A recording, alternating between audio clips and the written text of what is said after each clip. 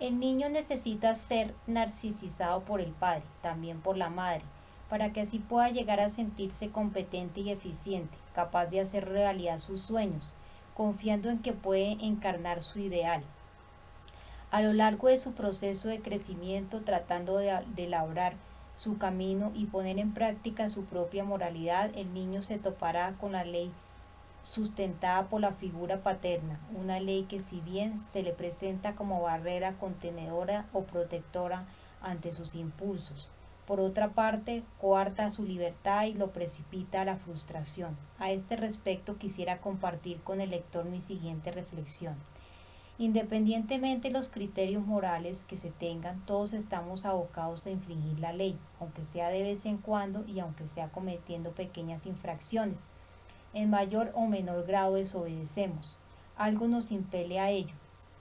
A pesar de que el castigo se cierne sobre nosotros, así les habría ocurrido de acuerdo con el relato bíblico a Adán y Eva, que hicieron caso omiso a la exigencia dispuesta por Jehová de no probar el fruto del árbol prohibido.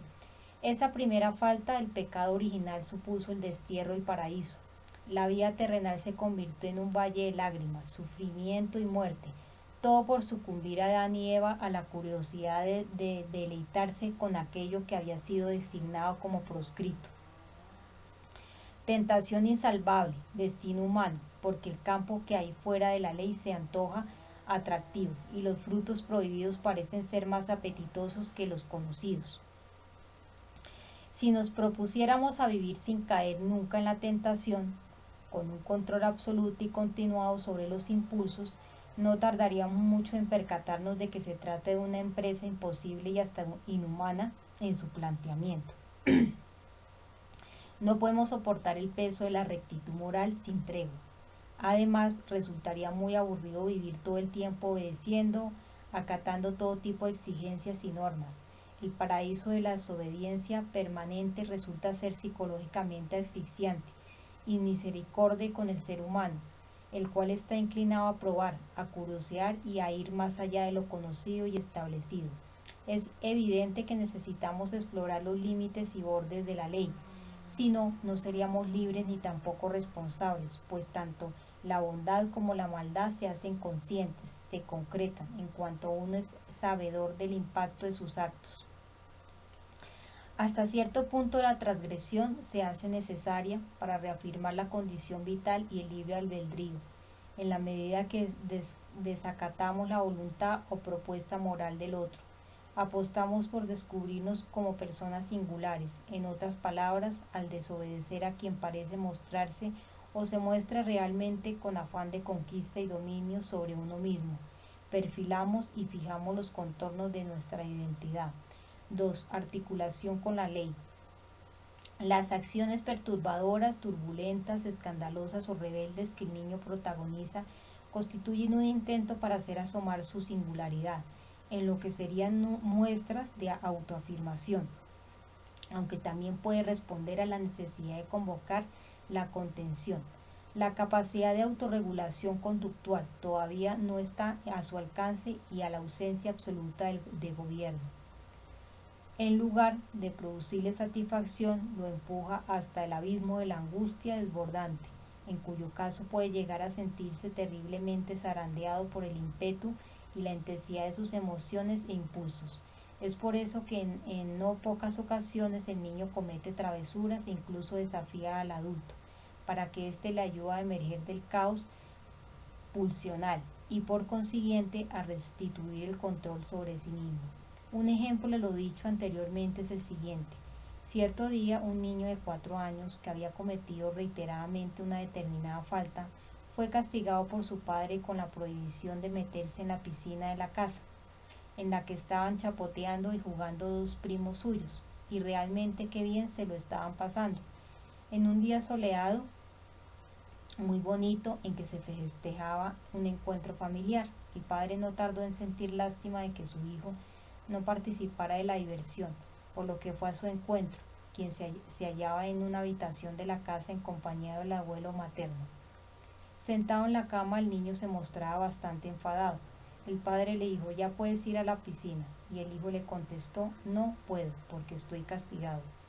El padre siguió diciendo: ya estás perdonado, te reitero el castigo. Y el hijo respondió: no puedo, estoy castigado. Así se expresaba una y otra vez insistentemente, por más intentos que hiciera su padre para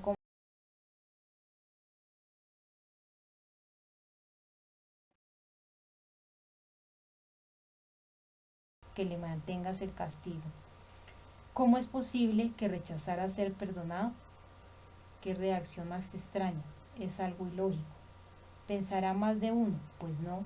Si tomamos en consideración lo que estaba en juego, la situación deja de ser absurda, se aclara. Podemos deducir que el niño defendía la conveniencia de que el padre se mantuviera firme en la decisión que había tomado, como si sintiera que la aplicación y el mantenimiento del castigo le resultara útil como medida protectora ante sus deseos de quebrantar las normas, como si temiera que por el hecho de que el padre le perdonara, debilitara en éste la autoridad con que el niño precisaba investirlo, en cuyo caso el padre dejaría de ser fuerte y el niño perdería el asidero a partir de quien poder controlar sus impulsos y estructurarse como individuo. La subjetivación debe atravesar por el doloroso pero fecundo encuentro con el límite bajo la forma del castigo, la amenaza, la advertencia o la palabra admonitoria que impone el padre en el ejercicio obligado de la dignidad de su función. En lo que respecta al castigo propiamente dicho, cabe señalar que su finalidad radica en hacer reflexionar acerca de las faltas cometidas y poner en marcha acciones que permitan acceder a la reconciliación. Contribuye a forjar la constitución de un sujeto consciente, responsable de sus actos y respetuoso con los demás. Pero para que el castigo devenga en educativo es preciso que, durante el tiempo de su aplicación, la autoridad correspondiente no obtenga gratificación pulsional y que sea por tanto capaz de inhibir su tendencia vengativa. Castigar supone actuar en nombre de la ley, más allá del posible plus de goce, que bajo la forma del sadismo puede embargar a la gente de la ley. Se debe producir un necesario y saludable vaciamiento de goce en la acción punitiva. La actuación sádica o vengativa no debería contemplarse como acompañante del castigo, porque de otra forma, en lugar de presentarse como herramienta educativa, se tornaría en práctica destructiva. Bien es cierto que a veces quien comete la infracción busca mediante actitudes provocadoras y ofensivas la manera de que la gente de la ley deje de serlo y caiga en la tentación de la venganza. En los conflictos inevitables que surgen entre padre e hijo, el primero demostrará ser una persona madura siempre y cuando sea capaz de soportar los actos agresivos con que su hijo le pone a prueba, sin que eso suponga pasividad sino comprensión y ayuda. Se trata de ofrecer una contención que no posea características de represalia, de venganza. El padre ha de estar ahí, señalando el motivo de su presencia, mostrándose fuerte pero no vengativo, con lo cual está reconociendo al hijo su derecho a ser y vivir de manera auténtica, singular, diferenciada. El padre que desempeña adecuadamente su función, esto es, aquel que es protector, el que está preocupado por ofrecer cuidado y auxilio, incluso en circunstancias difíciles y momentos angustiosos, es consciente de que el receptor de sus acciones está necesitado de guía y orientación. Se percata de que su hijo lucha por lograr cierta posición en el mundo, así como resulta malsano y pernicioso que el padre responda vengativamente. También lo es que no responda, que abdique de la autoridad, en cuyo caso deja al niño sin la presencia necesaria del antagonista, del que ocupa otro lugar, a partir del cual poder vivir y elaborar los conflictos inherentes al desarrollo psicológico y al hecho de ser hijo. El padre, como representante que es de la ley, aunque no es la ley, pues ésta lo trasciende, cumplirá con su función si en el ejercicio de la autoridad se incluye el límite a su propia descarga pulsional, en la medida que demuestre con hechos poder vivir bajo la ley que intenta transmitir al hijo. De esa manera propiciará en el hijo su articulación con la ley. Un padre que cree o pretende ser la ley está incapacitado para reconocer sus limitaciones, su herida, su complejo de castración. No admite restricciones a sus impulsos, a su capacidad de goce. La consecuencia de todo ello es nefasta, porque un padre que se cree omnipotente, con derecho a hacer lo que le plazca, finalmente no consigue constituirse en pilar para el desarrollo psicológico del niño. Es un padre persecutorio, un padre dominado por el afán castrador o anulador para con el hijo. Alguien que no logra sentar otras bases que las de la perpetuación de la violencia. 3. Caso el hombre de hielo, o sea, hombre de hielo. Richard Kuklinski es un asesino a sueldo que está cumpliendo varias condenas de cadena perpetua en la cárcel de Trenton, Nueva Jersey. Llegó a matar a más de 100 personas de maneras diversas, con armas, con estrangulación, mediante veneno, etc. Trabajó para un jefe mafioso, el cual ordenaba los asesinatos y Kuklinski los realizaba sin hacer preguntas a sangre fría. Muchos creen que por eso fue apodado como el hombre de hielo, pero la policía tenía otra razón para llamarle así, pues en cierta ocasión, después de tener durante 2 años en el congelador a uno de los sujetos asesinados, lo sacó y lo dejó en un lugar donde fue hallado. Era una jornada calurosa de verano.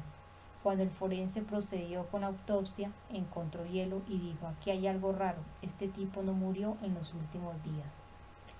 Richard Kuklinski nació el 11 de abril de 1935 en una unidad habitacional de bajos recursos en Jersey City. Su madre trabajaba en una empacadora de carnes, mientras que su padre era guardafrenos del ferrocarril. De él comenta: odiaba a mi padre, si hubiera podido quizá lo habría matado, y creo que me habría sentido bien al hacerlo. Mi padre me pegaba todo tan solo por mirarlo. Él sembró en mí un sentimiento impersonal que hacía que no sintiera nada cuando alguien moría frente a mí, en especial cuando eran fanfarrones. Los fanfarrones me recordaban a mi padre. Me encantaba cuando un fanfarrón se metía conmigo, era la única excusa que necesitaba. Hasta los 16 años, Kuklinski fue un adolescente tímido y delgaducho, blanco fácil de las bandas callejeras. Cuando era un muchacho descubrí que si los lastimas, te dejan en paz. Los buenos siempre acaban perdiendo. Cuando no me metía con nadie, todos me lastimaban. Hasta que un día decidí que ya era suficiente. Subí y tomé una barra en la que se colgaba la ropa. Luego bajé. Había unos 6 muchachos afuera. Pensaba que podrían jugar con mi cabeza. Y hubo una guerra. Para su sorpresa, yo no recibí la paliza. Yo la di.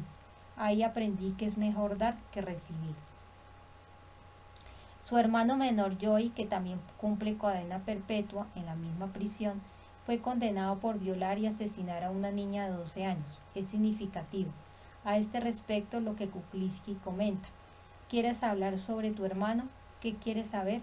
Tiene largo tiempo metido aquí. Creo que ya lleva 25 años. ¿Está aquí por homicidio? Sí. ¿Qué edad tenía cuando vino a este lugar? Era un joven. Creo que tenía entre 20 y 30 años. ¿Qué crees que le pasó? ¿Crees que está aquí por las mismas causas que tú? Venimos del mismo padre. Ante quienes se comportaban como fanfarrones, Kuklinski sentía un odio tal que su reacción fue en muchos casos la de matarlos. A otros los liquidó, simplemente porque alguien se los pidió. 1, 2, 3, 15, 20, 40, suma y sigue, hasta más de 100 sujetos asesinados. Para con las víctimas que iba dejando en el camino, no sentía nada, su capacidad de sentir estaba anulada o embotada, como si se sumergiera en una experiencia en la que no participara como persona, como si se tratara de algo impersonal, lo que da cuenta de su disposición o facilidad para matar, por la que habría llegado a convertirse en un gran depredador de seres humanos. La forma de ser y comportarse de Kuklinski desde su perspectiva psicológica sería consecuencia de estar viviendo o, mejor dicho, sobreviviendo en una jungla humana, rodeado de numerosos enemigos para los cuales el único lenguaje conocido y utilizable con el que debería respondérseles sería el de la violencia. Percepción persecutoria, fatalidad inevitable. Cuando alguien piensa y defiende la idea de que irremediablemente la violencia se convierte en destino humano, de tal modo que tan solo habría dos únicas alternativas, ser víctima o victimario, decantándose en el caso de Kuklinski.